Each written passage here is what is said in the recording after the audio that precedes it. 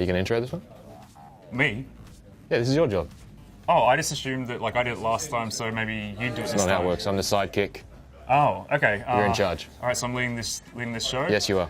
All right, well, we're here today to talk about Pepsi Man, one of my favorite... Oh, sorry, no. See, this is why I don't do this. This is why I shouldn't be put in charge of the intros. Luke and I went hands-on with... this is Luke, sorry. I'm Cam. We went hands-on with Last of Us recently. But we both played the game, and so we thought we'd give you some impressions of it. Just quickly set the scene. As you know, lead characters are Joel and Ellie. In this particular demo, there's also a girl named Tess, and she and Joel are helping get Ellie to this group. So they're out of the quarantine zone in Boston, heading for the Capitol building. Yep. It's a very evocative kind of setting, you know, ruined city, you know, lashing rain, a lot of kind of running water and just destroyed buildings, a lot of kind of verticality in the world. But what kind of really struck us was just how kind of much of a survival horror vibe this particular demo had. So, yeah, I was kind of surprised, I guess. I mean, because this is our first hands-on experience of it, and I was a little surprised at how unlike Uncharted sort of the overall demo felt. And we played it for about 25 minutes or so. And there are parts of it that feel, you know, like the shooting mechanics, for instance, you know, fairly Uncharted-esque, I guess. But other than that, it's really a world apart. Yeah, I mean, in terms of the combat, I mean, having a gun is a luxury in this world.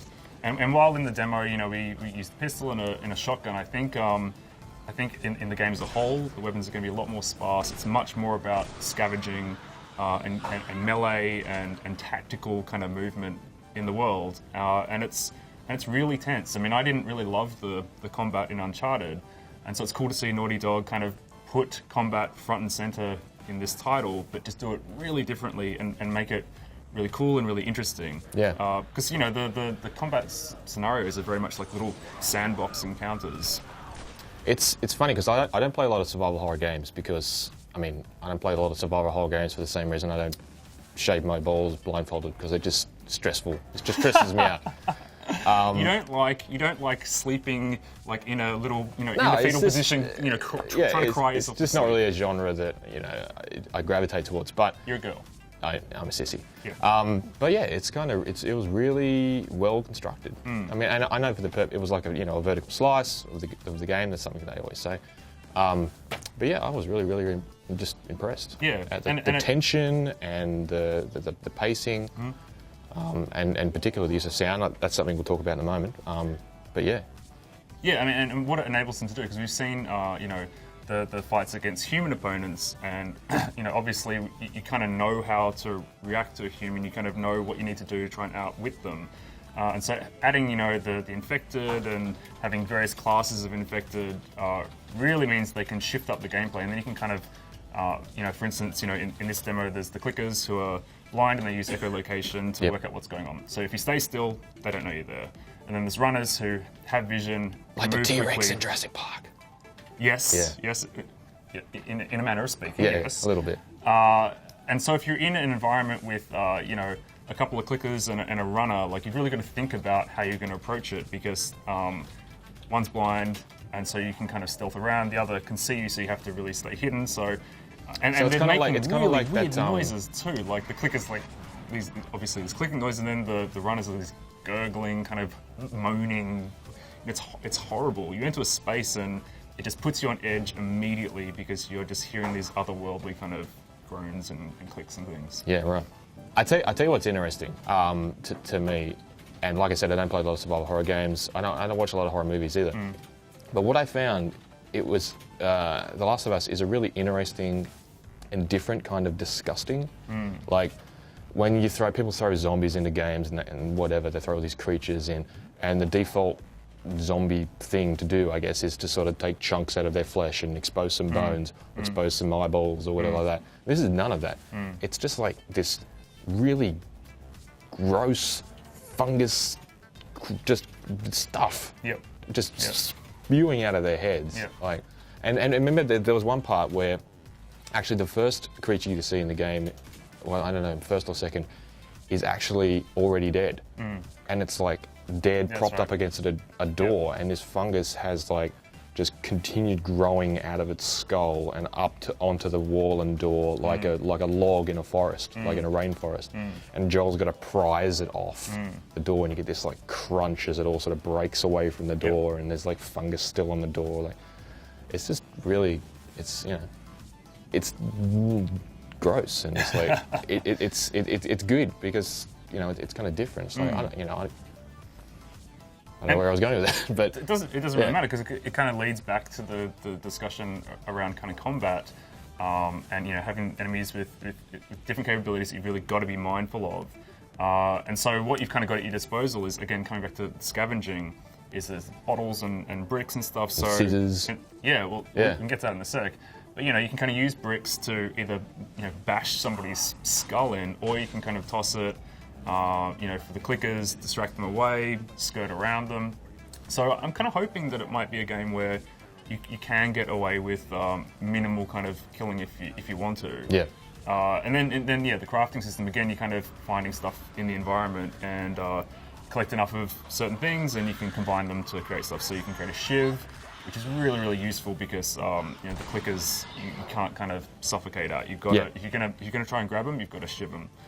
You can kind of strengthen like a bat or a pipe with scissors.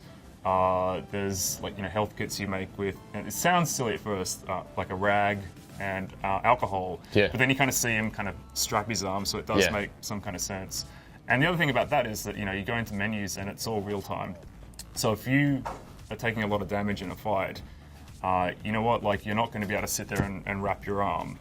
And if you get interrupted during that, then it's only going to you're going to get a certain amount of health back. Yeah. But I'm kind of hoping that there might be some more, more MacGyver-esque combinations in the game. Like what if you come across an aquarium, get a dolphin, and maybe some rubber or something, you create like a pool toy. That would be cool. I don't know how useful it would be in an apocalyptic environment. I hope you're thinking about Dead Rising. Remember the reaction at E3, and they showed it, and they ended with that clip of him firing a shotgun into that guy. It was like, no, and then it cut like that. Yeah. And then there was a bit of discourse around like, oh, this game seems really, it's great, and Naughty Dog are great, but like this game seems like it might be a bit over the top, a bit like violence for the sake of violence. And it's like, playing it the other day, it's really not that gratuitous at all. It's like, it's not like when you bash a zombie's head in or whatever with a brick, and the brick shatters, and the zombie's head explodes, and the not zombies, but the infected thing. It falls on the ground, but there's no slow motion, there's no slow-mo or panning cameras. It just happens, and it's just sudden, and it's done. And when you get attacked, just say if you get sprung by a clicker and they get up behind you, or whatever, and they bite your neck, and then they wrench back, and you get like a little bit of, like sinew and blood sort of like explodes out of the side of your neck, and Joel's like ah, and then bang, it just cuts to black. Like halfway during that process, there's no like lingering. It's not gratuitous. It's not like torture porn, like Tomb Raider style.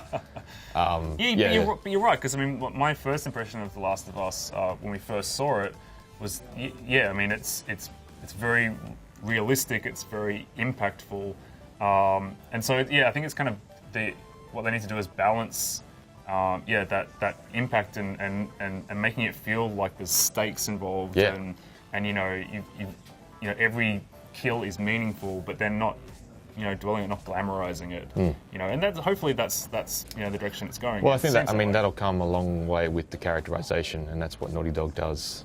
Like better than anybody, really. Yeah, the number one strength, I think.